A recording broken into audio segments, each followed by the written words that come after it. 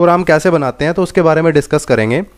यहाँ पे हम जो मेन फोकस करेंगे वो मित्सुबिशी की FX5U जो सीरीज़ रहती है PLC की, उसकी प्रोग्रामिंग और एनालॉग वायरिंग के बारे में मैं आपको बताऊंगा। तो देखिए PLC आप सभी को पता है कि मशीन्स के अंदर लगती है, हमें कंट्रोल करनी है मशीन्स, उसके लिए हम PLC का इस्तेमाल करते हैं। इसमें हमें इनपुट आउटपुट मिलते हैं जिसकी सहायता से हम अपनी मशीन को ऑपरेट करते हैं। अब ये जो इनपुट और आउटपुट है PLC के अंदर, ये आपके डिजिटल इनपुट हो सकते हैं, डिजिटल आउटपुट हो सकते हैं, और दूसरा हो सकते हैं एनालॉग इनपुट और एनालॉग आउटपुट। ये दो तरीके के IO टाइप इनपुट और आउटपुट आपको PLC में मिल सकते हैं। आपका कोई भी इनपुट या तो डिजिटल होगा या एनालॉग होगा। सेम केस आउटपुट के लिए एप्लीकेबल रहेगा, आपका कोई भी आउटपुट या तो डिजिटल इन नेचर होगा या एनालॉग इन नेचर होगा। तो इसी के अंदर जो हम आज फोकस करेंगे वो जो एनालॉग इनपुट रहती है उसकी प्रोग्रामिंग के ऊपर हम फोकस करेंगे। अब देखिए जो एनालॉग चैनल रहते हैं, अब ये जो एनालॉग प्रोग्रामिंग होती है इसके लिए आपके पास एनालॉग इनपुट पोर्ट होना चाहिए। जैसे आपने नॉर्मल PLC देखी होगी, इसके अंदर डिजिटल इनपुट हमारे X0, X1, X2 इस तरीके से रहते हैं, digital output Y0, Y1, Y2, Y3 इस तरीके से रहते हैं। एनालॉग के लिए जो इनपुट और आउटपुट रहता है वो X या Y नहीं होता, वो होता है चैनल। वो क्या होता है? चैनल। मान लीजिए आपको कोई एनालॉग इनपुट जोड़ना है तो आपको एक चैनल की जरूरत पड़ेगी। ऐसे ही अगर आपको एक एनालॉग आउटपुट PLC से मिल रहा है तो उसके लिए एक पर्टिकुलर चैनल होगा। तो एनालॉग इनपुट और आउटपुट के केस में क्या होते हैं? चैनल होते हैं। जितने नंबर ऑफ इनपुट होंगे आपके एनालॉग उतने ही आपके चैनल होंगे, जितने आपके आउटपुट होंगे एनालॉग उतने ही आपके आउटपुट चैनल होंगे। कैसे? जैसे X0 के अंदर इनपुट होते हैं आपके, तो आपके PLC के अंदर इनपुट होते हैं X0 से X7, तो आपके 7 इनपुट हो गए। उसके बाद फिर X10 से 8 हो गए, ये 0 से 7 8 हो जाएगा। X10 से X17 8 इनपुट आपके ये हो गए, तो ये आपके टोटल कितने इनपुट हो गए? 16। ऐसे ही सेम केस Y के केस में रहता है कि Y0 से Y7 आपके टोटल इनपुट कितने हो गए? 8 इनपुट हो गए। तो इसमें जो X0, X1, X2, X3 इस तरीके से इनपुट रहते हैं, आउटपुट में Y0, Y1, Y2 रहते हैं। एनालॉग के केस में क्या होता है? चैनल होता है। आपको चैनल 1 मिलेगा एक एनालॉग इनपुट के लिए, चैनल 2 फिर आपकी दूसरी कोई एनालॉग इनपुट होगी, चैनल 3 आपकी फिर तीसरी एनालॉग इनपुट होगी। ऐसे ही एनालॉग आउटपुट के केस में आपको चैनल 1 मिलेगा जिससे आपको एक आउटपुट मिलेगा, चैनल 2 से आपको दूसरा एनालॉग आउटपुट मिलेगा, चैनल 3 से तीसरा, चौथा। तो इस तरीके से इनका सारे का सिस्टम रहता है।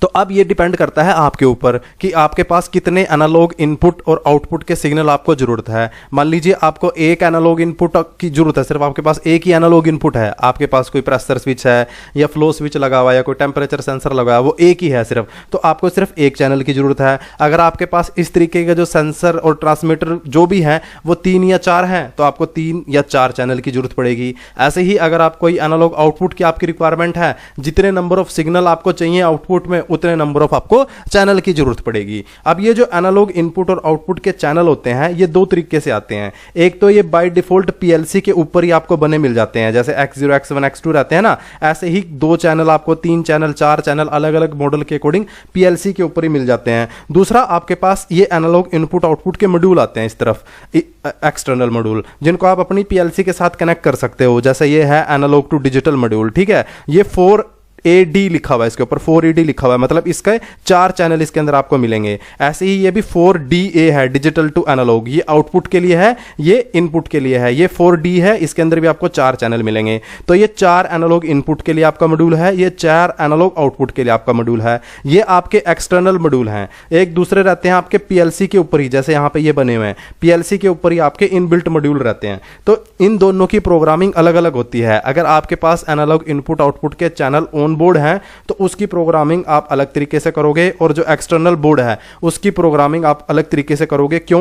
क्योंकि जो PLC के अंदर इंटरनल चैनल रहते हैं, इसकी जो मेमोरी रहती है वो PLC के CPU में यहीं पे रहती है, तो आपको यहां से इस डाटा को एक्सेस करने के लिए कोई प्रोग्राम नहीं लिखना पड़ता। कुछ PLC के अंदर ऐसा होता है कि जब आप एक्सटर्नल यूज कर रहे हो, मतलब कि एक्सटर्नल IO मॉड्यूल यूज कर रहे हो एनालॉग के लिए, तो इसकी जो आपकी वैल्यू आती है, जो एनालॉग की वैल्यू आती है वो इन्हीं एनालॉग मॉड्यूल की मेमोरी के अंदर आती है। वो कहां पे आती है? इसी की मेमोरी के अंदर आएगी। तो आपको यहां से उस वैल्यू को इस PLC में लेके जाने के लिए एक छोटा सा प्रोग्राम लिखना पड़ता है। अब ये जो इस एक्सटर्नल मॉड्यूल की वैल्यू होती है ना, एक्सटर्नल मॉड्यूल के अंदर जो वैल्यू होती है जो मेमोरी के अंदर सेव होती है, जो इस एक्सटर्नल मॉड्यूल की मेमोरी होती है उसको PLC के अंदर, मित्सुबिशी की PLC में बफर मेमोरी बोलते हैं। बोलता है। अगर आपको कहीं पे भी बफर मेमोरी वर्ड मिलेगा तो आपको समझ जाना है कि ये उस मेमोरी की बात कर रहा है जो पीएलसी का जो बोर्ड है उससे अलग कोई कार्ड है, चाहे वो आपका एनालॉग कार्ड है, चाहे पोजीशनिंग कार्ड है, एक्स वाई जेड, कुछ भी किसी भी तरीके का आपका कोई एक्सटर्नल कार्ड है, उसकी जो मेमोरी है उसकी बात कर रहा है। अब एक्सटर्नल आईओ के अंदर क्या होता है, आप जो अपनी वायरिंग करोगे इस मॉड्यूल के ऊपर करोगे। अब जो डिजिटल टू एनालॉग कन्वर्जन होगी वो इस मॉड्यूल की मेमोरी के अंदर होगी। इस मॉड्यूल की मेमोरी में आपकी जो डिजिटल वैल्यू आ जाएगी। अब आपको ये डिजिटल वैल्यू इस पीएलसी के अंदर लेके जानी पड़ेगी, तो उसके लिए आपको एक प्रोग्राम लिखना पड़ेगा छोटा सा, इसको बोलते हैं बफर को एक्सेस करने का प्रोग्राम। और ये जो on board program, on board channel रहते हैं, इसके लिए हमें कोई भी एक्सेस करने के लिए प्रोग्राम नहीं लिखना पड़ता। स्पेशल डेटा रजिस्टर आते हैं जिसको आप एक्सेस करके आप सीधा अपना डिजिटल वैल्यू ले सकते हो। ये जो एक्सटर्नल मॉड्यूल हैं, कुछ स्पेशल मॉड्यूल इस तरीके के आते हैं कुछ मॉडल्स के अंदर कि आपको वहां पे भी कोई प्रोग्राम लिखने की जरूरत नहीं होती, उसके लिए भी एक स्पेशल डेटा रजिस्टर रहता है कुछ मॉडल में, आप उससे भी एक्सेस कर सकते हो। तो यहां पे कंफ्यूज होने की जरूरत नहीं है कि सर दोनों बातें कर रहे हैं, पहले ये कह रहे हैं फिर वो कह रहे हैं। देखिए अलग अलग मॉडल, अलग अलग टेक्नोलॉजी है, आपको फंक्शंस बहुत सारे मिलते हैं, तो आपको चूज कर लेना है जिस भी मॉडल पे आप जा रहे हो कि ये मॉडल है, इसके अंदर जो एनालॉग चैनल की इनपुट है या जो आउटपुट है वो कैसे मैं एक्सेस कर सकता हूं। कोई डायरेक्ट डेटा रजिस्टर मेरे पास असाइन है या मेरे को बफर के थ्रू उसको एक्सेस करना पड़ेगा। ये सारी चीज उस पर्टिकुलर मॉडल से आपको निकालनी पड़ेगी, जो भी मॉडल आप यूज कर रहे हो। आप ऐसा नहीं कर सकते कि आपने एक प्रोग्राम देख लिया और जितने पीएलसी के मॉडल हैं, जितने भी सिस्टम है, आप उससे फिर उस काम को करके लेके चले जाओगे। नहीं, अलग अलग मॉडल के लिए अलग अलग सिस्टम रहता है। तो आई होप आपको थोड़ा सा क्लियर हुआ होगा। आज मैं जो आपको प्रोग्रामिंग बताऊंगा वो एक्सटर्नल मॉड्यूल के साथ बताऊंगा कि एक्सटर्नल मॉड्यूल से कैसे आप कर सकते हो। इंटरनल मॉड्यूल का भी सेम ही रहता है, ऑन बोर्ड भी सेम ही रहता है, सिर्फ डेटा रजिस्टर का नंबर चेंज होगा। तो यहाँ पे आज जो हम बात करेंगे, इंटरनल और एक्सटर्नल दोनों सेम तरीके से आप इस मेथड से एनालॉग सिग्नल को एक्सेस कर सकते हो और डिजिटल टू एनालॉग कन्वर्जन कर सकते हो।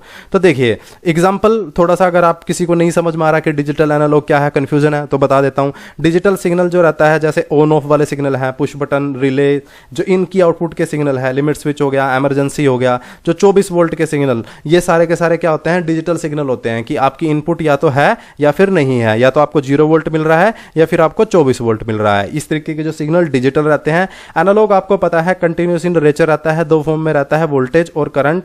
आपके RTD, temperature sensor, flow sensor जो एनालॉग इन नेचर है, वो सारे के सारे क्या है, एनालॉग आउटपुट देते हैं। इस तरीके से जो एनालॉग वोल्टेज है वो रहती है। तो ये एनालॉग टाइप के सिग्नल रहते हैं। अब एनालॉग जो सिग्नल है वो दो टाइप के रहते हैं आपके। एक तो एनालॉग सिग्नल हो सकता है आपका वोल्टेज की फॉर्म में, दूसरा हो सकता है आपका करंट की फॉर्म में।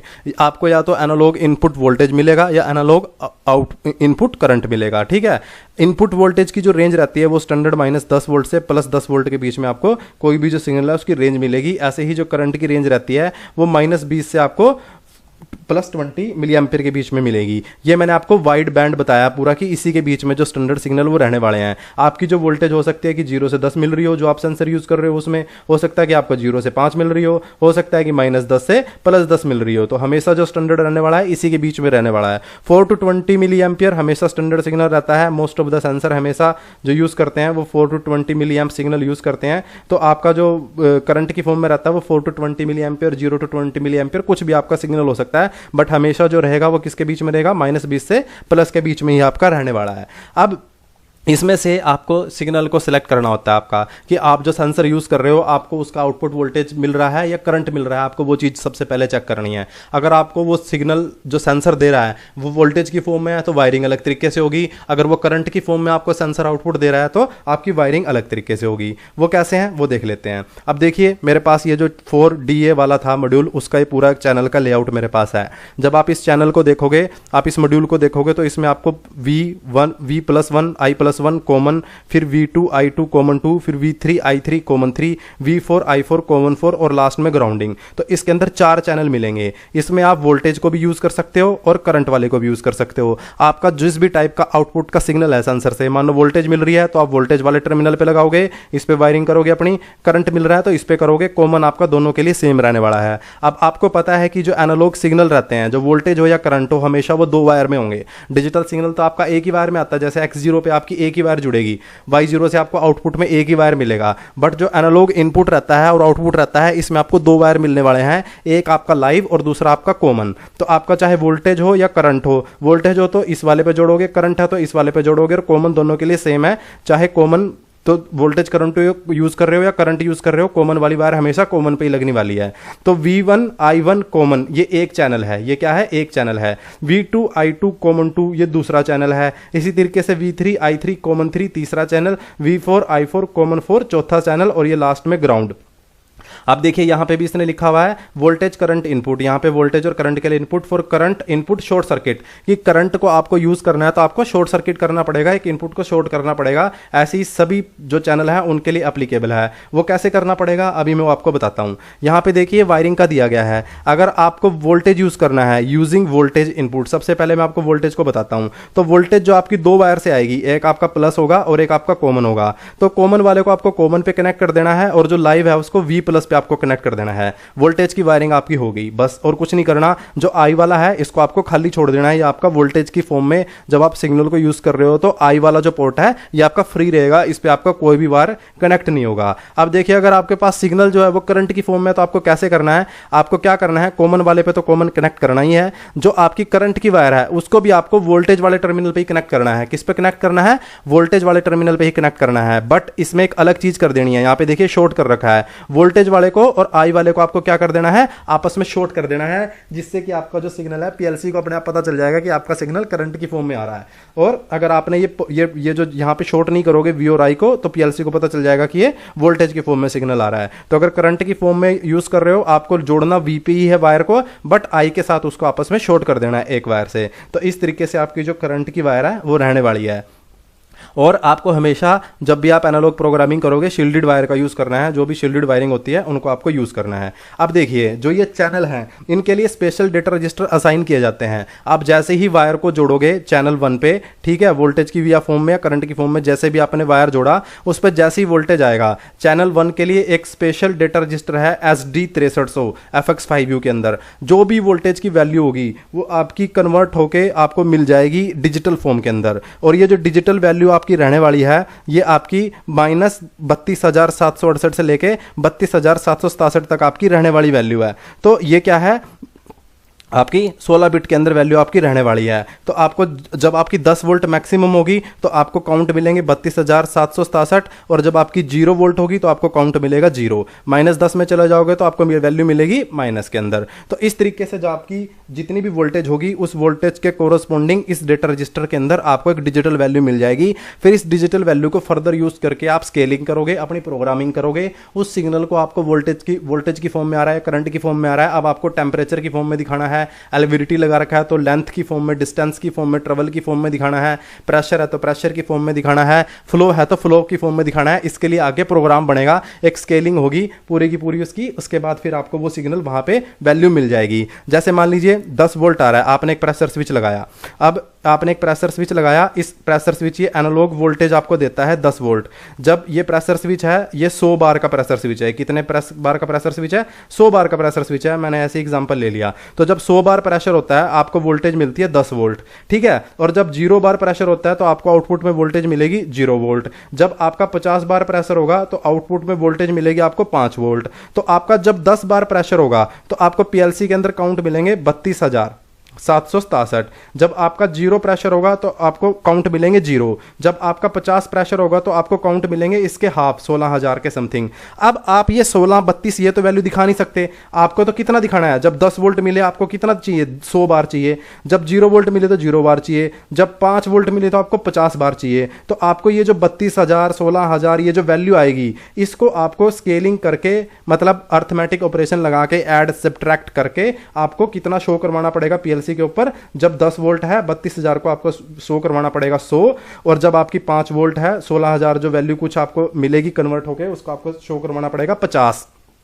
तो इस तरीके से ये जो प्रोग्राम बनेगा इसको बोलते हैं स्केलिंग। तो ये जो फर्स्ट अडप्टर है इसके अंदर 4 चैनल थे, मैंने आपको बताया। जो चैनल 1 है उसके लिए डिजिटल आउटपुट डेटा रजिस्टर है SD 6300, चैनल 2 के लिए SD 6340, चैनल 3 के लिए SD 6380 और चैनल 4 के लिए SD 6420। तो ये 4 डेटा रजिस्टर हैं, इनको डायरेक्ट आप अपने प्रोग्राम में यूज करोगे, आपको डायरेक्ट वैल्यू मिल जाएगी। कैसे यूज करोगे वो बताऊंगा। अगर आप एक सेकंड अडप्टर यूज करते हो, सेकंड अडप्टर के लिए ये रहने वाला है, सेकंड अडप्टर के चैनल के लिए चैनल 3 के लिए, चैनल 4 के लिए, ऐसे ही अडेप्टर 3, अडेप्टर 4 उनके लिए अलग अलग डेटा रजिस्टर ये रहने वाले हैं। तो ये था इसकी एनालॉग का। अब मैं आपको इसके अंदर बताता हूं कि इसको आप यूज कैसे करोगे, प्रोग्राम आपका कैसे बनेगा, फिर आपको ज्यादा क्लियर होगा फंडा थोड़ा सा। यहां पे अभी थ्योरेटिकल आपको समझ में आ गया। अब मेरे पास एक ये प्रोग्रामिंग का एग्जांपल है।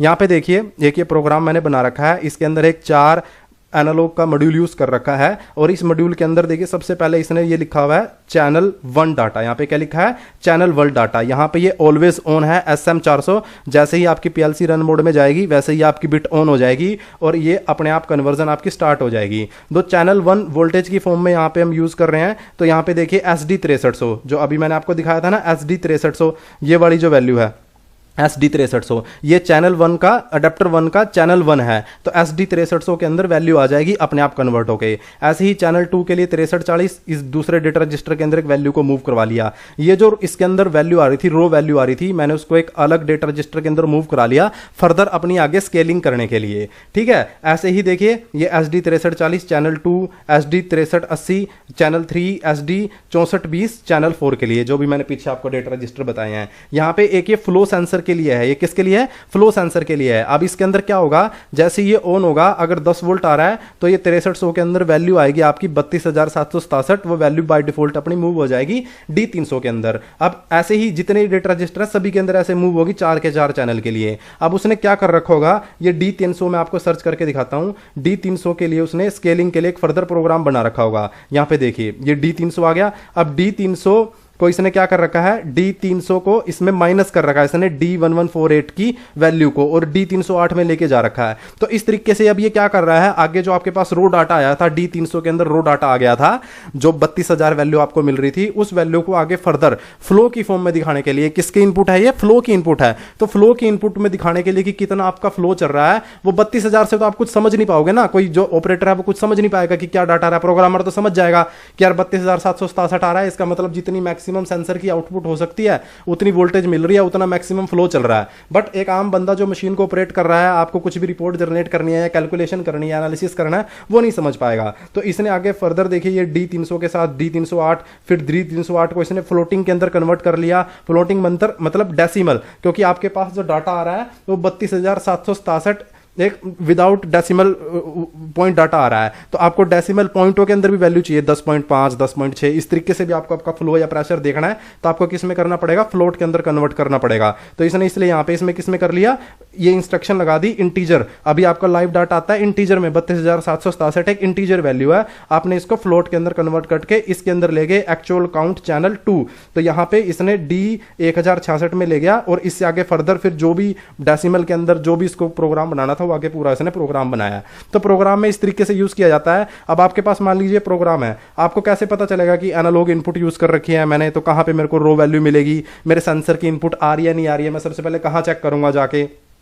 तो आपको इस प्रोग्राम को ऊपर करना है और प्रोग्राम में ये जो SD6300 है इस वाले पे आ जाना है। यहाँ पे अगर आपका सेंसर सही तरीके से काम कर रहा होगा तो यहाँ पे आपको वैल्यू कम जाता होती दिखेंगी। आपका जो भी सेंसर लगा हुआ है, चाहे वो प्रेशर के लिए, फ्लो के लिए, टेम्परेचर के लिए है, उस क्वांटिटी को कम ज्यादा कीजिए, आपकी यहाँ पे वैल्यू कम ज्यादा होंगी। अगर यहाँ पे आपकी वैल्यू कम ज्यादा हो रही है, जैसे आप सेंसर का फंक्शन कर रहे हो, तो इसका मतलब आपका सेंसर सही तरीके से एक्ट कर रहा है। फॉर एग्जाम्पल आपने प्रेशर स्विच लिया, 100 बार का प्रेशर स्विच है, आपने 100 बार प्रेशर कर दिया और आउटपुट में सेंसर 10 वोल्ट निकाल रहा है, फिजिकली आपने चेक कर लिया और यहाँ पे आपको 32767 मिल रहा है।